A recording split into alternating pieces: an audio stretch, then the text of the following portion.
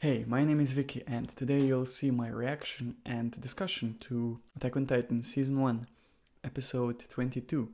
But before I begin, I just want to clarify that I'm redoing this introduction and that there will be no background music in this video. And the reason for that is because I just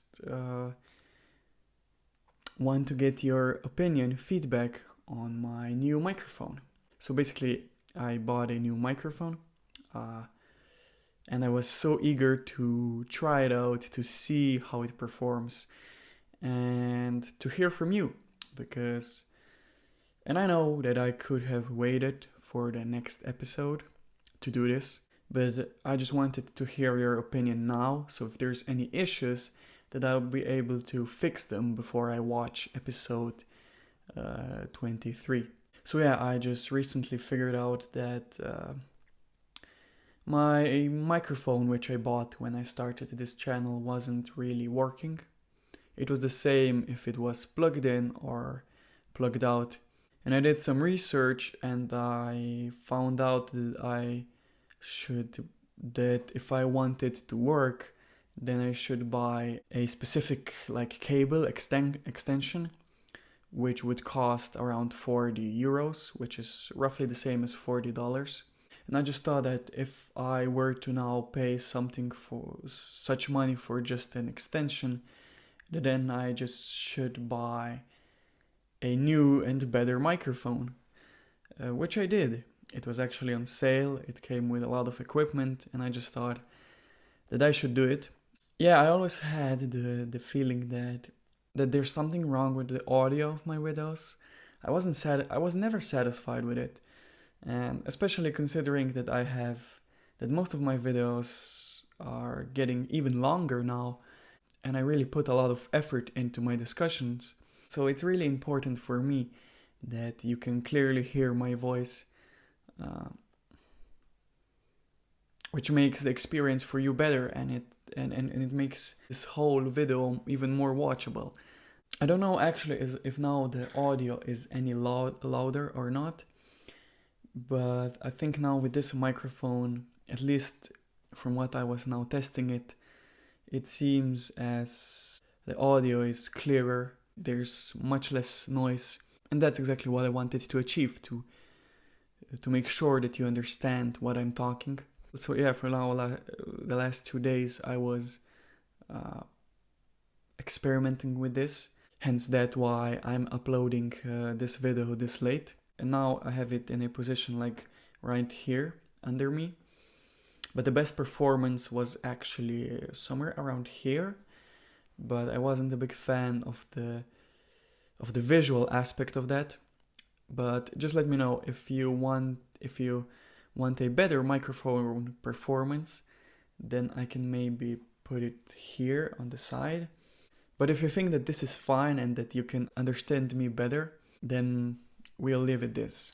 I personally like now this position because it's in a position which also allows me to move freely. I like this, but of course sometimes the most important thing is the performance. So let me know, how do you feel about this?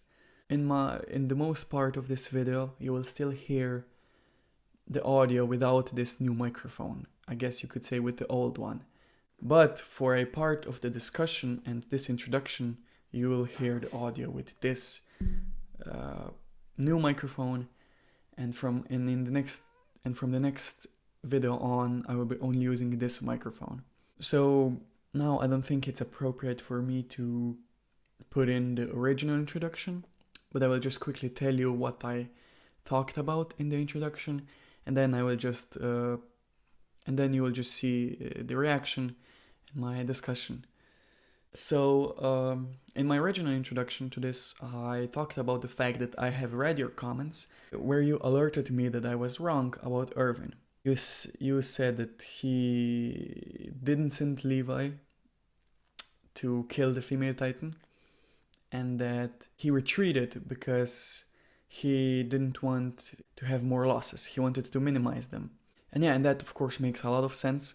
Like, I personally thought that he sent Levi to kill her, and it just didn't make sense to just send him if you're so sure that she's alive. And it didn't make sense that they're retreating if she's alive, if he's like really aware of her being alive. And I never thought about the fact that he could retreat because he wants to minimize the sacrifices, because when they started this operation, a lot of them died just so they were able to catch her.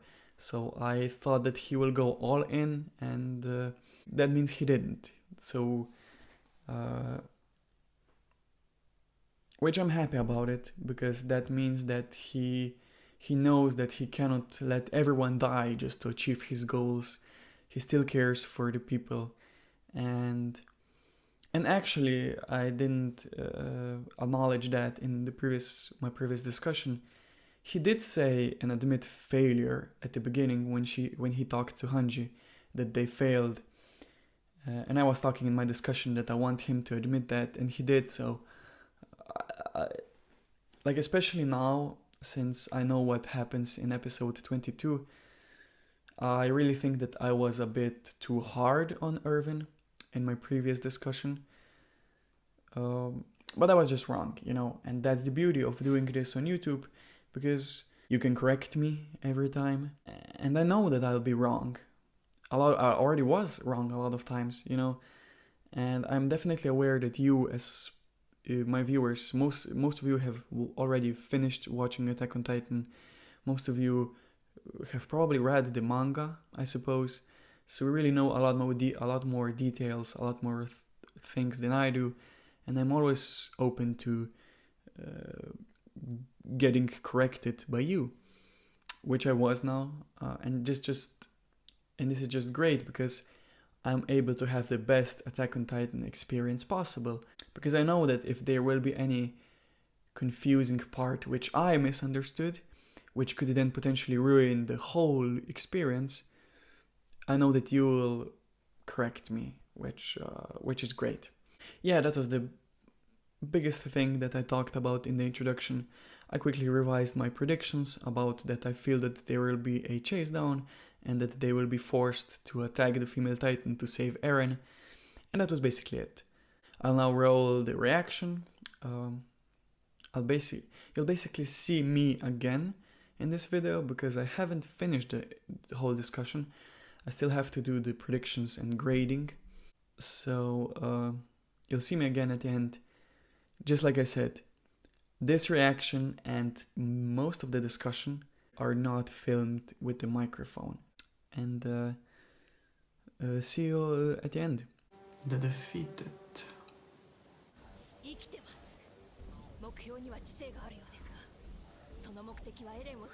Okay, yeah, that's what I thought.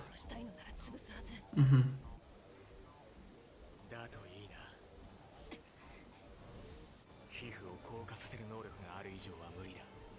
俺の判断に従え。エレンが生きていることに全ての望みをかけ、奴が森を抜ける前に救い出す。I'll rescue him. お前は注意を引け。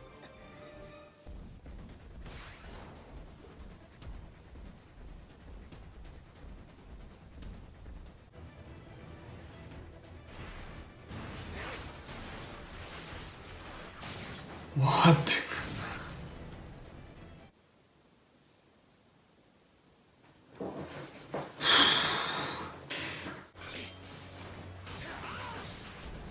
What the hell?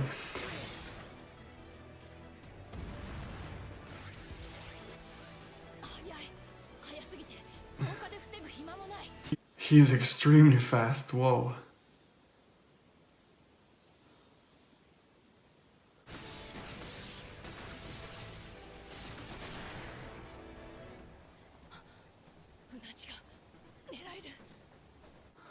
He did the whole thing alone, what they initially wanted to do.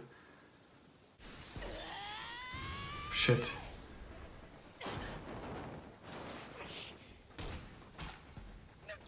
Oh.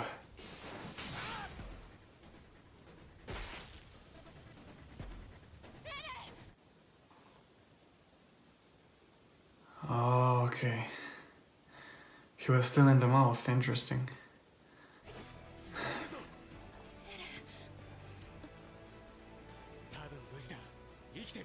Wow, didn't see that coming. They did it so fast, but man, he's like a one-man army.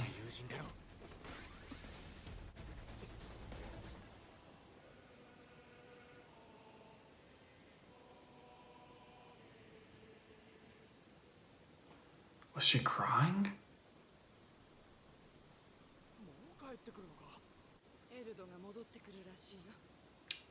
Oh.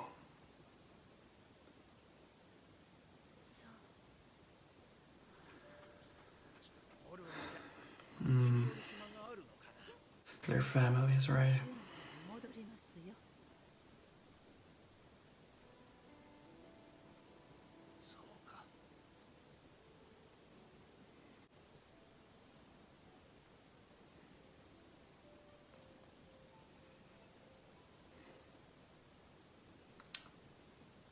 That's probably bitter, right? Or maybe any one of them, they all bit themselves.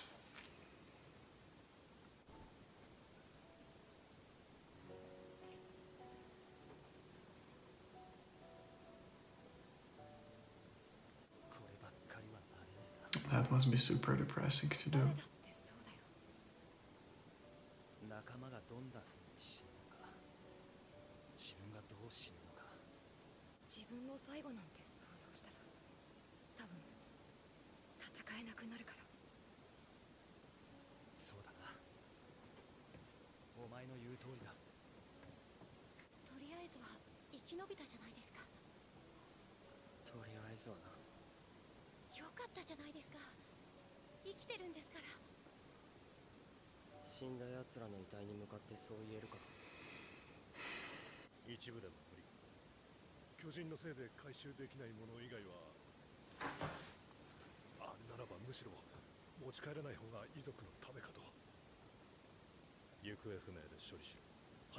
Mia.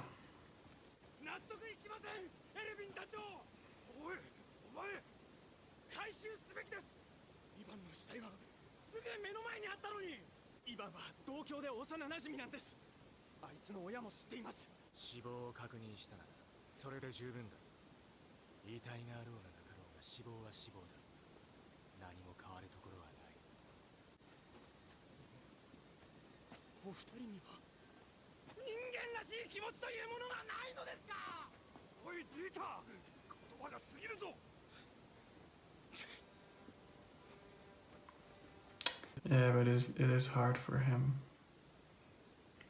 He just has to be strong, because he's the main guy.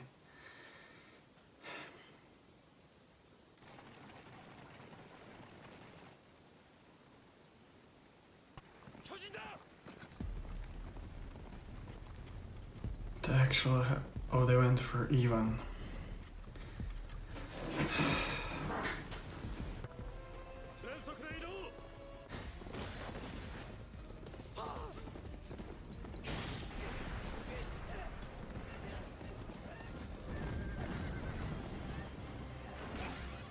Man, they messed up.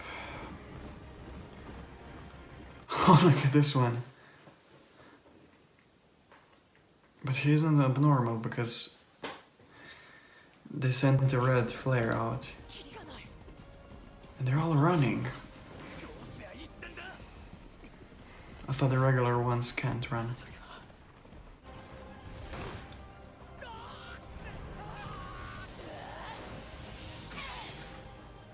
Nice.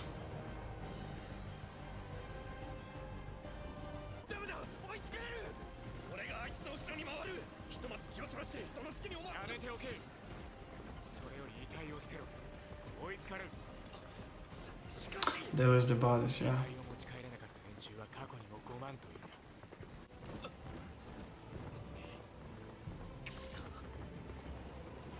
His foot.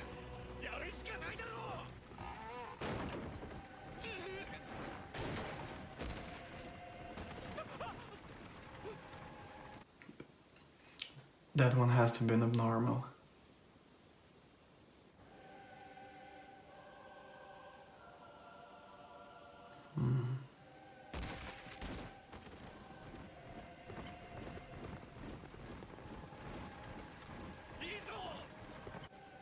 So it succeeded.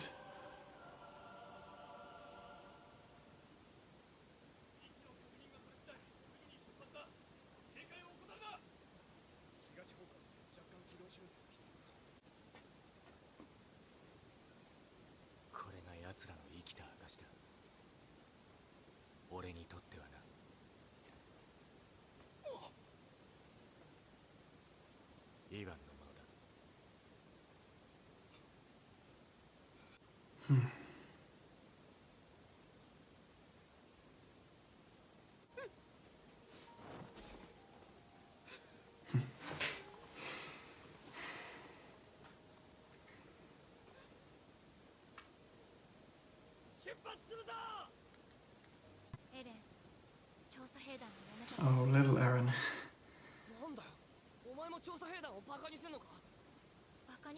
From episode 1. This brings back memories. Good and bad.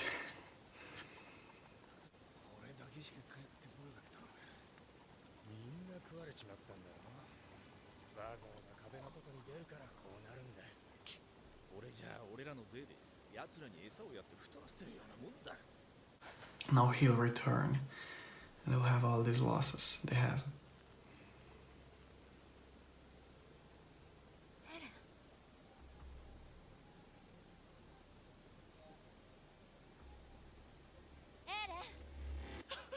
He dreamed.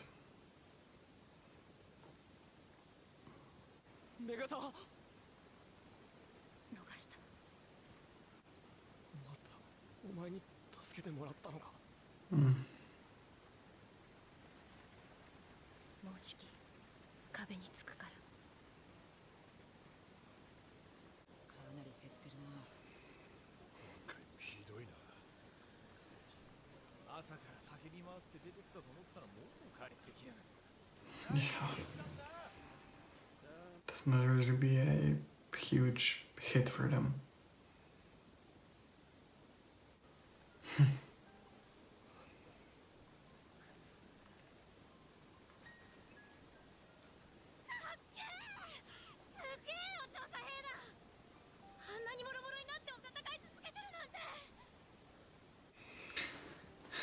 Very poetic how it all made a full circle, I guess. Oh.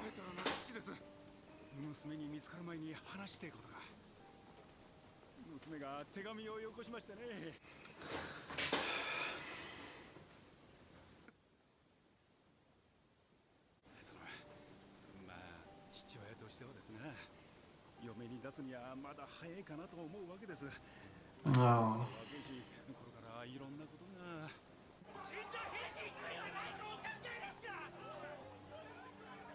The pressure is probably devastating.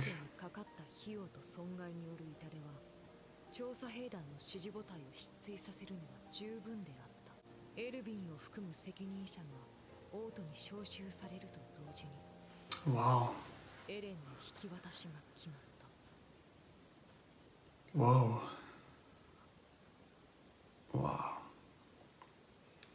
Yeah, I did not expect this. It definitely feels like this is the end of this arc. It feels like this is now more. I would expect something like this at the end of this season.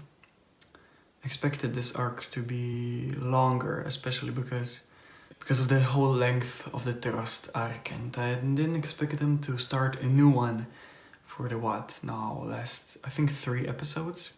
They said at the end there's a new person responsible for Eren, and I guess this will be the new thing, his situation with someone else.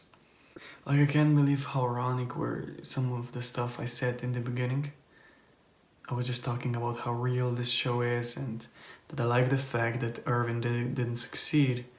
But I expected that because now the female Titan has Eren, that they will have to basically finish this whole operation, that they are forced now to kill the female Titan just to save Eren. And that ultimately, even if they had losses, this whole thing would be a success. But it wasn't. It wasn't.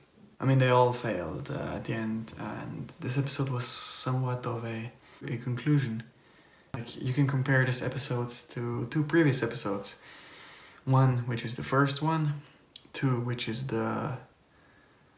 I don't know which one, I think, but the one where the trust storyline ended. Well, of course, the comparison between Eren seeing them and looking up to them, to the Survey Corps, seeing them arrive. Now, he was with the Survey Corps and he arrived, and another kid has seen him and was basically in that Eren's role. That kid was looking up to the Survey Corps. And one thing that was the same, they all came back with losses. It was just sad to know that Eren's dreams are somewhat being crushed, you know.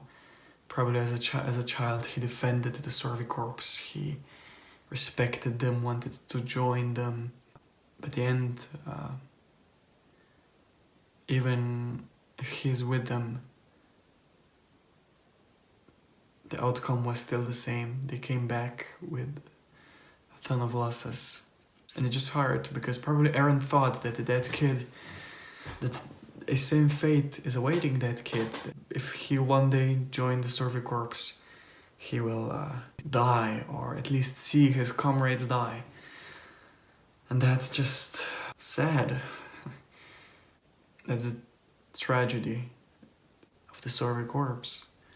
And again, Eren heard all of these people telling bad stuff about the Survey Corps, how they are giving their taxes for nothing, you know. Everything was... As I said, it felt like it made a full circle, but just with Eren in a different role. And at the same time, as I said, this was comparable to when the Thirst storyline finished. And maybe it's not so obvious, but I think you can pretty much, just what I was talking about, Pixies succeeded, and it's good to see that Irvin failed with his plan, to just see that these older, high-positioned people are not perfect. They can also fail, you know. Now Irvin were to succeed, then it would seem like, well, all of these commanders are geniuses who always succeed. You know, Pixies did, and his plan was risky. Irvin did the same thing. Irvin took a risk, had a risky plan, but he failed, and is now being, I wouldn't say blamed, but he's definitely under severe pressure, under a lot of pressure. This whole episode was a great contrast to a lot of previous elements, like them returning but still having losses, but now Eren is a part of the Survey Corps. Them having a risky operation but failing, you know. And speaking of, I guess, throwbacks, a lot of stuff like remembered me on the beginnings, like Eren being sad for the fact that Mikasa saved him again, you know. I have almost forgotten about, because now that Eren was a Titan, he probably felt powerful, and he wasn't really talking about the fact that Mikasa was constantly saving him. But of course, especially because there wasn't many cases now where she had to save him. But yeah, and I basically feel like one of the villagers, thinking about my previous discussion when I was putting so much, I guess, blame on Irvin. Even one of the soldiers said to them, both Levi and Irvin, how emotionless they are. They definitely are not emotionless. Their faces at the end of Levi and Irvin, and I mean, I just like that. I just like that because it just shows they're human.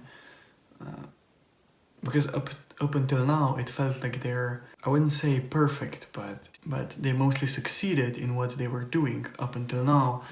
And to see them fail and to see that they have emotions just makes them more human, and it just kind of, and you just feel more for them, you know. You feel like you just start to realize how much pressure actually Irvin has to take on him, because he probably is in charge of the group of soldiers which have, I guess, the biggest death potential, and his decisions are usually those which can decide between life or death, and and it's probably and what makes it worse, it's not just the fact that he probably realizes himself how hard this whole thing is, and even Levi, like all of them, they realize how hard this is. All of the leaders, they're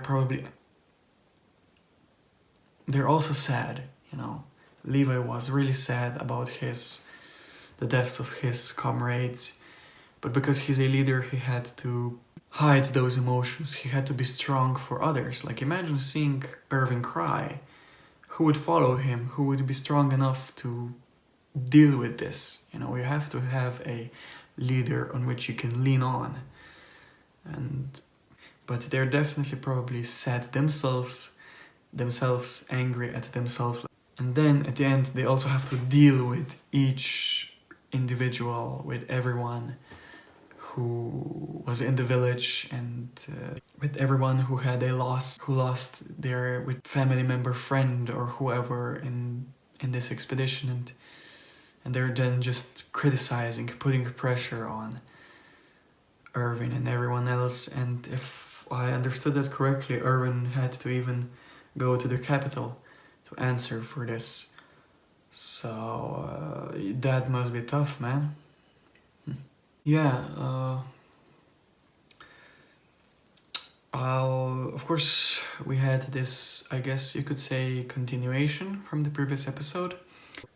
We followed right where we ended, Mikasa and Levi, and Mikasa was saying that Eren is probably alive. Levi decided that he'll try to save him, and I thought he will cut him out of the stomach, but Eren was still in the mouth, which is reasonable, I guess, but it looked like she swallowed him in the previous episode, so it didn't seem like he was in her mouth, but he was. And I know they were together, but it was mostly Levi doing the work. And I know I was saying what the hell, and I was shocked. Because I was shocked, but not in a negative way, in a positive way. I know he was good, but the way, again, the level of the speed he possessed, it was crazy, and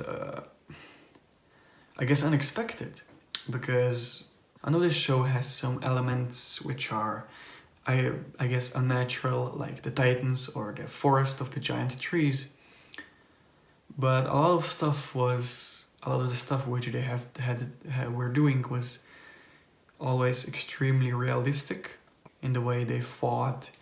It was, of course, sometimes acrobatic, but I mean, this is just on a whole nother level.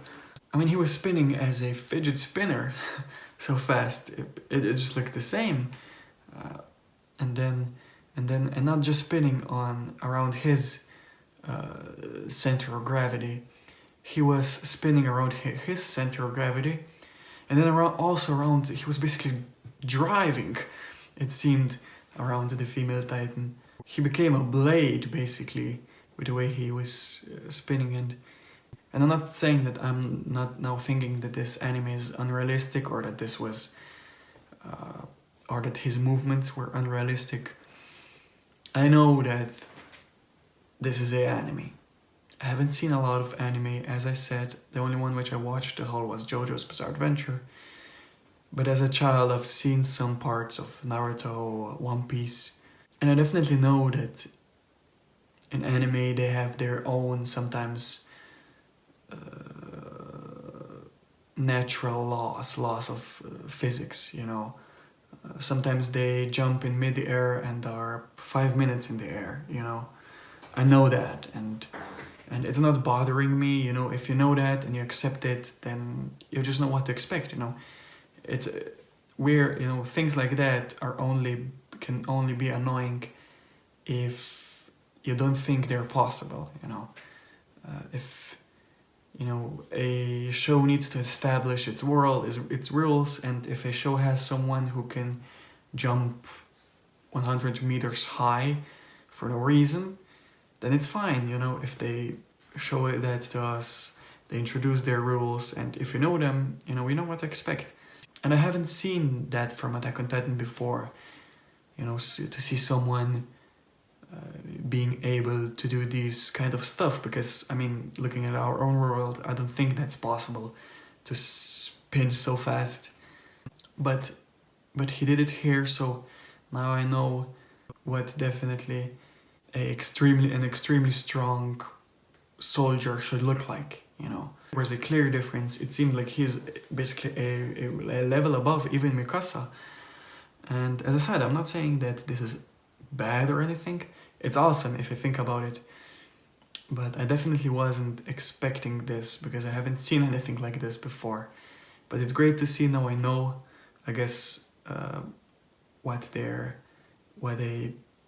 one of the best fighters looks like, and just to know basically what can I expect from future fights, from, I guess maybe Mikasa will become even better and one day she'll be able to do that. But yeah, he was extremely powerful. As I said, he seems to have a one-man army. He did the whole thing, what his whole squad was doing before, basically almost alone. Mikasa was distracting her, and he just like destroyed her. But with his speed, you could say, isn't he able to maybe kill her? I don't know how fast the female titan can freeze her neck. She did when Mikasa, I think she did, or she wanted to when Mikasa attacked. And Levi saved Mikasa, and while sacrificing his foot, I mean, he hasn't lost it, but it looks like broken. I don't know, we'll have to see what happens now. I don't know how advanced the medical part of this world is. But I'm hoping that this will not now like cripple him forever. I hope that this is just maybe for a few episodes and then it goes away. I mean, definitely I could see a storyline where now he basically needs to retire as a member of the Sorry Corps, and we would see his struggle, because he would be so angry that he is not able to fight anymore. But I don't think this was anything too significant, especially considering that he was walking afterwards, so I hope he's okay. And yeah, he saved Eren. He got him out of the mouth, and then I think the female titan was crying. And that was interesting, to say the least. But I guess at the same time it's nothing too radical, too crazy, because she's a human, and I guess she really wanted Eren so badly that it hurt her. I mean, why not? As I said, this show really is great at doing everyone human, and even though we haven't seen her face as a human, we haven't seen her talk, she's a human, and they showed it here. She basically hasn't succeeded, she failed, and she cried, and I love the fact that she also has emotions. But I don't think that this has any, I guess, plot significance, because, well, she's a human, so it's normal that she could cry, you know. It's not that a savage common titan was crying, it was her, and she is a human. So, and before I go further, I would just like to address the female titan, because it seems like this is the end of her. I'm going to be honest, I definitely expected to at least learn her identity, or just something more, you know, or maybe to see her die. Because it seems like we have three main villain titans, which is the female, the Armored and the Colossal. I mean, considering them, it just feels the most fitting that the Colossal is the main villain. Because he was the first one to appear, he had his encounter with Eren again in Trust. So I think he's like the final boss. That's my feeling. Like he will be in season 3 the final villain or anything like that. Or maybe even later. I think not the whole... Yeah, I'm pretty sure that the whole manga was not made into anime. But like generally looking at the storyline, and I'm expecting him to be the last villain. And then I'm expecting the Armored Titan to be the second villain, and the female Titan to be like the first villain to like the first boss battle, you know. That's what I expected, because the Armored Titan seems to be... He's probably better than the female one, like more powerful, because he seemed fast, bigger, and had more protection. I just think that the Colossal and Armored Titan have a bigger connection to Eren, because they were from the beginning. They kickstarted the whole thing. And, you know, and although it was stated that the female Titan was there, she brought the Titans, we haven't seen her there. So I just expected that from a like poetic storyline perspective, that she will be the first one to get killed, or at least something, you know, more than just having an appearance and then disappearing. Especially because I thought it was Irvin's plan to kill her. But she didn't die, she is still there, and it seems like she'll now also be, I don't know for long, but it seems like it's the same as it was with the Colossal and Armored Titan. She was featured, we haven't learned anything about her, and now she's gone. But I still am expecting that she will be the first one to fall from those 3, I think. I mean, yeah, they're potentially... I mean, there's no guarantee that they are the main villains, that them 3, but I also talked about this in one of my previous discussions, that I think they're representing the 3 walls. Because there are 3, I talked about this a bit. It just seems like they're connected, you know. And each of them has his own responsibility. The Colossal Titan begins the battle, the Armored Titan wins it, and then the female Titan brings the Titans to inhabit that place. It's just like... It kind of reminds me on the 4 Horsemen of the Apocalypse. I'm pretty sure that this is from the Bible, and it says that the first one conquers, starts the whole thing. The second one is the battle, like everyone is getting killed. The third horseman, I think he brings hunger. And then the last horseman brings the disease, which comes in such a situation as war. But that would mean that there's another big, I guess, Titan boss, but I'm not expecting it because there are only 3 walls. I'm not saying that because there are 3 walls, there has to be 3 main Titans. I'm just saying that as I'm watching this story, I'm trying to put myself into the creator's perspective. I'm trying to see where the creators got their inspiration from, what they're trying to do. You know, these creators always are trying to poetic, inspirational stuff. And I'm just trying to see if I can find anything. And speaking of that 4 Horsemen theory, that the 4 Horsemen of the Apocalypse, this, I guess what it is, prophecy, just somewhat explains that there are multiple stages of war, not just one. And Attack on Titan also shows this, so I'm really interested into if the creators have drawn an inspiration from the 4 Horsemen of Apocalypse. Speaking of showing the consequences of war, that was basically this episode, like from that moment on. I already talked about this in one of the previous episodes, that I really like the fact that they are showing every detail of a war. They're showing us all of the consequences, and yeah, they were gathering all the bodies, and John and Armin were doing this, like they were shown, and they had their exchange about, well, how, like John said, he's constantly thinking about the fact of how he or his comrades will die at one point. Armin said that he's not overthinking about that, because then you can, I think he said, lose your motivation to fight. And speaking of them, I think they have formed a bond, a connection through these past episodes, which I really like, because it's nice to see multiple of them have connections, because like until now it was mostly Eren, Mikasa and Armin having theirs, and everyone else was just like on its own.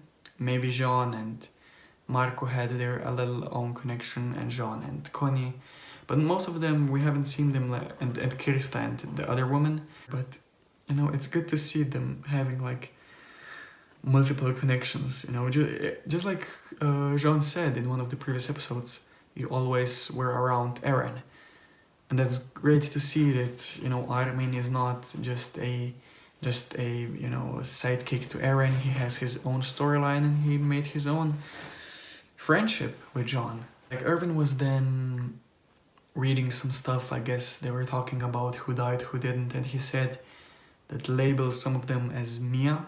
I guess this means something in the lines of body not found, or they went missing, or anything like that. And the two soldiers were really good friends of Ivan, and were like, we have to go back and take his body. And then Irvin said no, you know, there were titans close to there, it was risky. I guess there was a big possibility that Ivan was already eaten. But those two haven't listened. They went for the body and brought some titans with them. And I think even one of them then at the end died. And yeah, they brought some titans. They were two really close. One was killed by Mikasa. The other one, like, I don't know if they were abnormal. Like the one who was holding himself, he just looked like an abnormal. He ran, and they were both running. I think just it was at least shown that only the abnormal ones run. But the guy who sent out the smoke signal sent a red one. And if I'm correct, the red one means a classic titan. Maybe he didn't realize that it's an abnormal one, but it just seems like, because I didn't know that also, like, those, if those two were ordinary titans, I'm just surprised, because I haven't seen ordinary titans run. Maybe I'm forgetting anything. And Levi said throw the bodies to distract them, and they were throwing them. And at first it seemed like the titan wasn't slowing down, and I thought, yeah, he's an abnormal.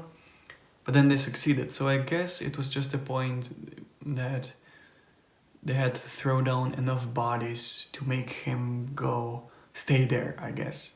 They're usually attracted to the place with most humans. So yeah, I think that's why they succeeded.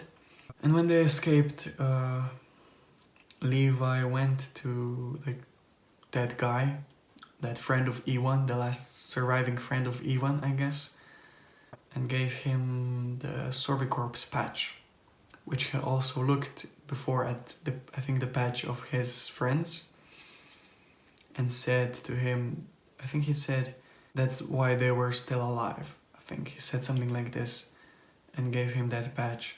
And I think he was referring to the fact that he will be always remembered as a soldier of the Sorvicorps, because of their, I guess, heroic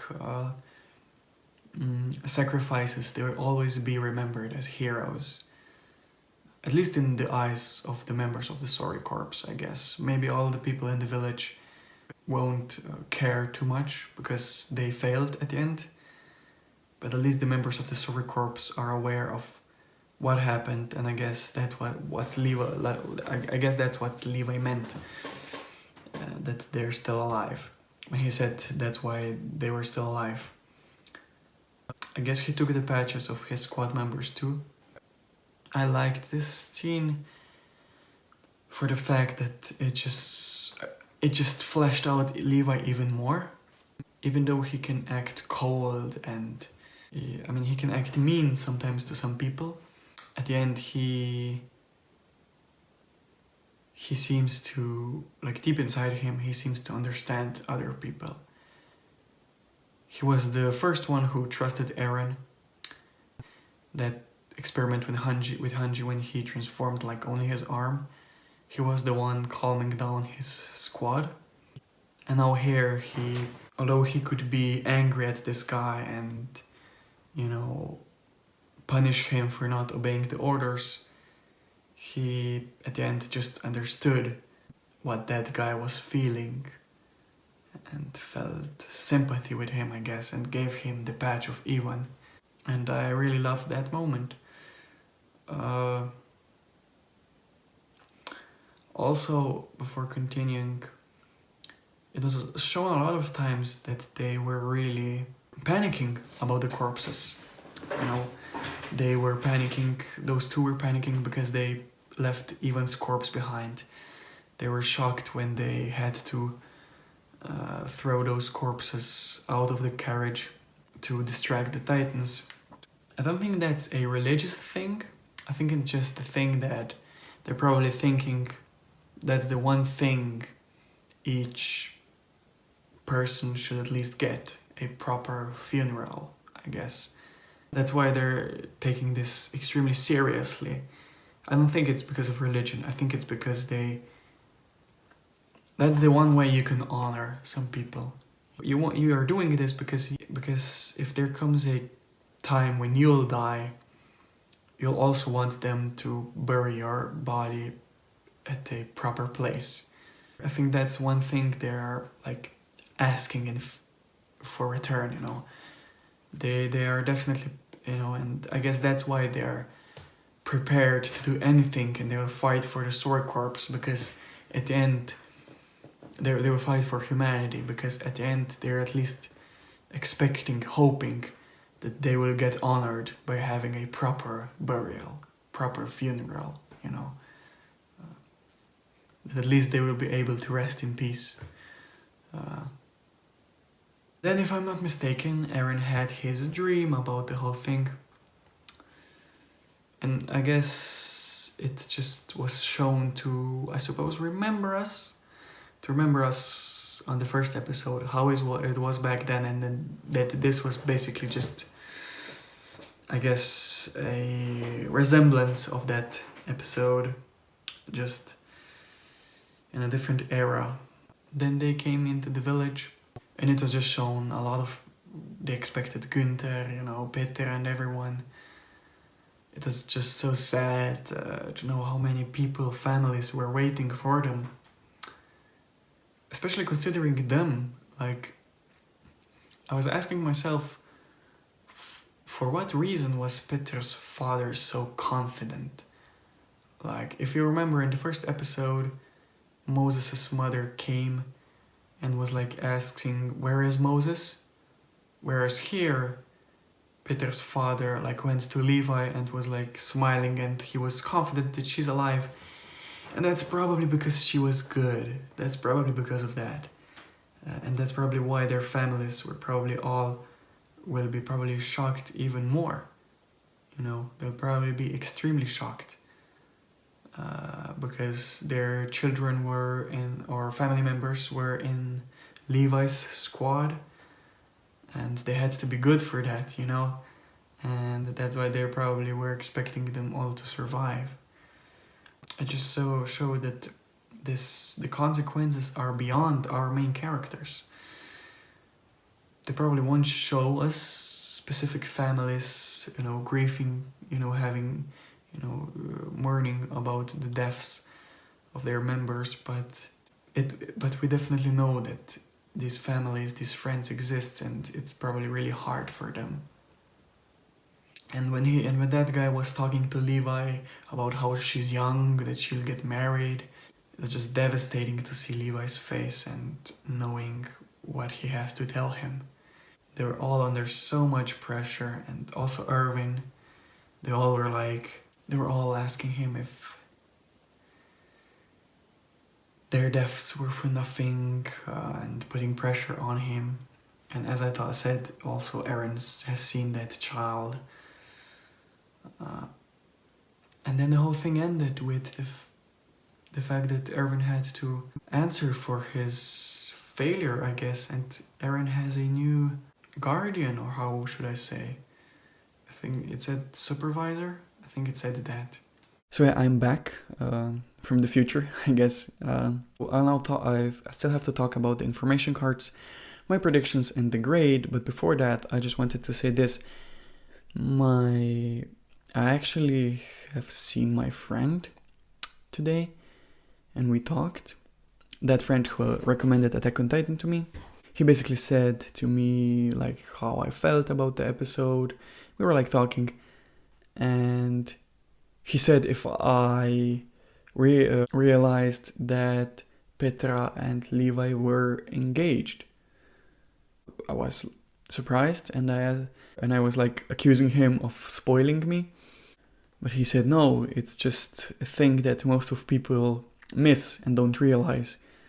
And I'm pretty sure, I know that Peter's father talked about the marriage, but I'm pretty sure that he didn't say anything about an engagement. I just thought that, like, what my feelings were that he wanted to propose her to Levi, but I was not sure if that's the case, and I thought that this is just something to show us that she's still young and she wanted to marry someday.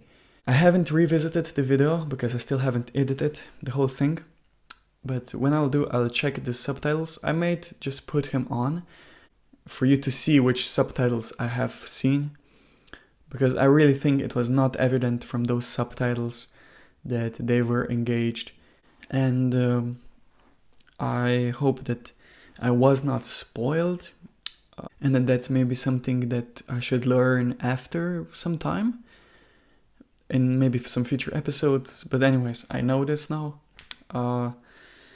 It's not anything, I guess, extremely significant, like because she's dead now, but it really plays a big role into understanding Levi even more, because if she was engaged to him, that really means that his pain was even deeper. That was his future wife, and that's why they probably showed Petra when she fell off the carriage, because they had this, I guess, connection. I'm really curious if they will ever show us more about this, if they were like really in love, or was this maybe a political marriage, more like, I don't know, because I can't say for sure, but she always called him captain, and like they never. Oh, now that I think about it, I remember Olo saying, when Peter accused him of trying to imitate Levi, I think Olo said to her something like, "You're my wife, aren't you?" And I was like, and I didn't really understand what they meant, but I guess he said it because she probably really was engaged to him. Interesting. But as I said, she always called him captain. They never really had any. There never was an indication that they have anything more than just they just seemed as co-workers. They never seemed as they were in love. At least I haven't seen that, especially from him.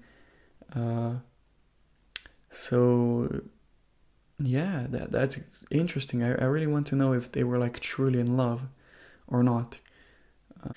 But yeah, this definitely gives a lot more depth to the whole situation.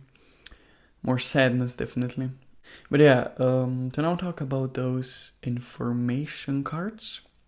It was about carriages. It was about the Sora Corps carriages. The first one said that there's a like complicated suspension system, and that these are made in the industrial city, and are made, I think, out of the same steel as those blades, and that only at that place they can be made. And again, this city was mentioned again, just as it was when we shown the info cards about the swords. So I'm really interested into where this city is and how it looks like.